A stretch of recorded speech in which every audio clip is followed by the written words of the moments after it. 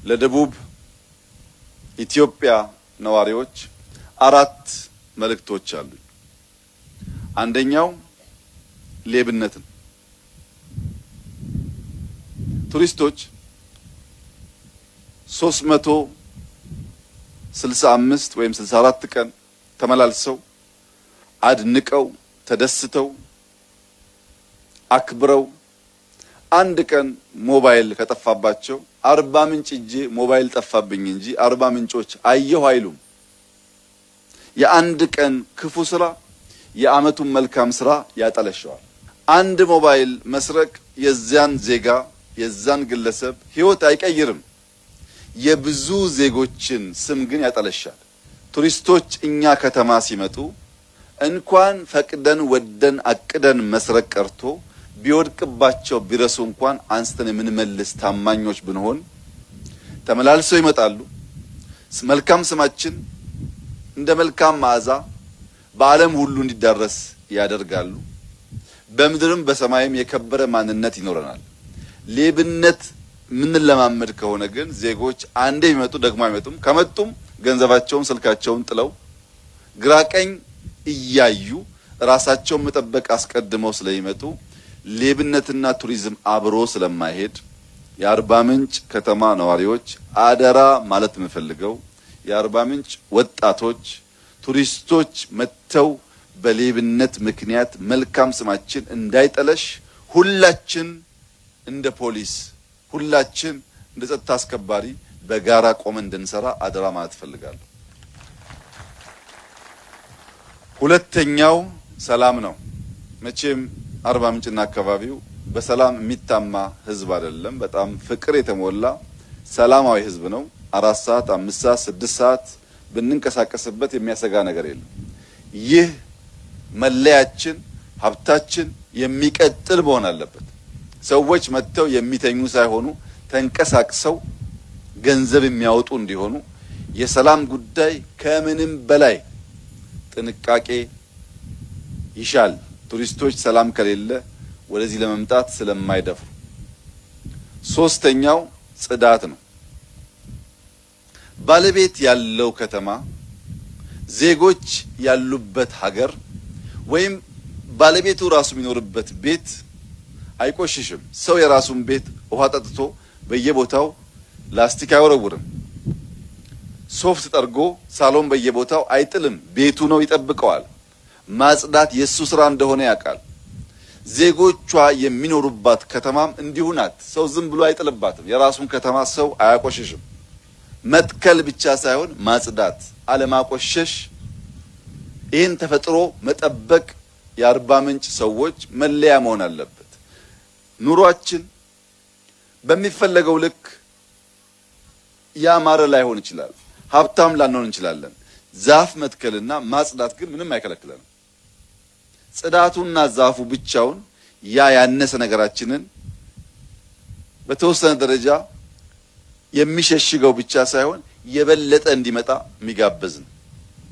ሰላም፣ ጽዳት፣ ሌብነት ቱሪስትን በበቂ ደረጃ ለማምጣት የሚያግዙን ጉዳዮች ስለሆኑ ሶስቱን አርባ ምንጭ ከተማ ነዋሪዎች፣ የአካባቢ ነዋሪዎች፣ የክልል ነዋሪዎች አደራ ምላቸው ሲሆን አራተኛው እና ዋነኛው መልእክቴ ግን ደቡብ ኢትዮጵያ አርባ ምንጮች ብቻ ሳይሆኑ ከኢትዮጵያ ከ1/3 በላይ ብሔሮች የሚገኝበት ክልል ነው።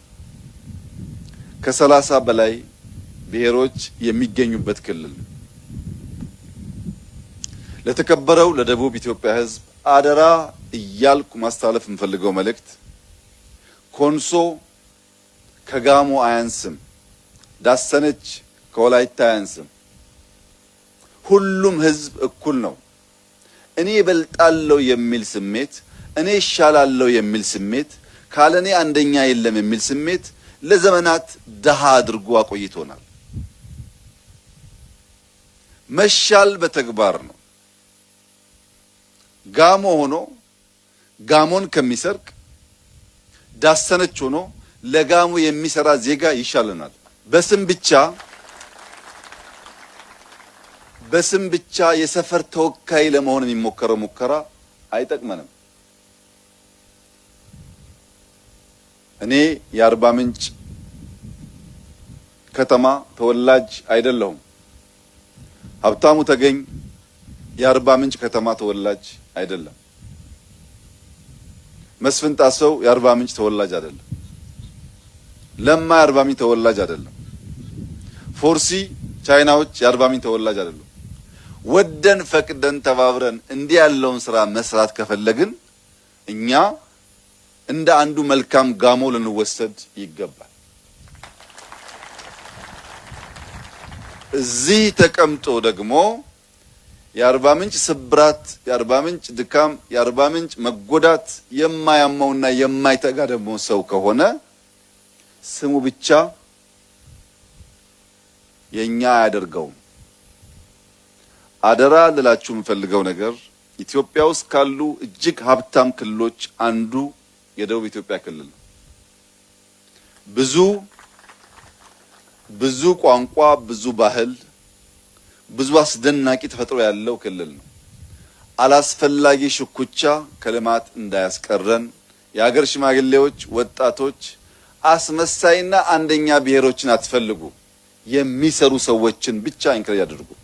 አስመሳዮች አሉ። የብሔር አንደኛ፣ የኦሮሞ አንደኛ፣ የአማራ አንደኛ፣ የትግራይ አንደኛ፣ የጋሞ አንደኛ፣ በተግባር ግን ሌቦች የማይሰሩ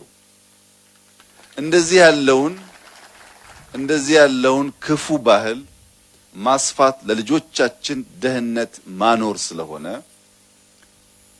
ወላይታና ጋሞና ጎፋ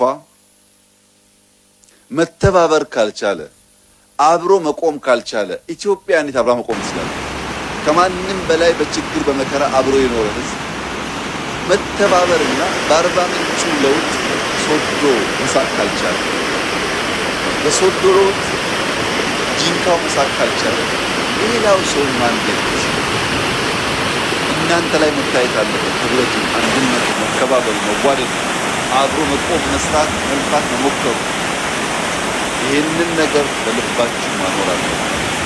30ውን ብሔር የተከበረ የተወደደ የሚችል ነው። አንዱ ከአንዱ በልጦ አንዱ ከአንዱ ልቆ እኔ አንደኛ ካልሆንኩ ብሎ የሚያስብ ከሆነ ማደግ አይቻልም።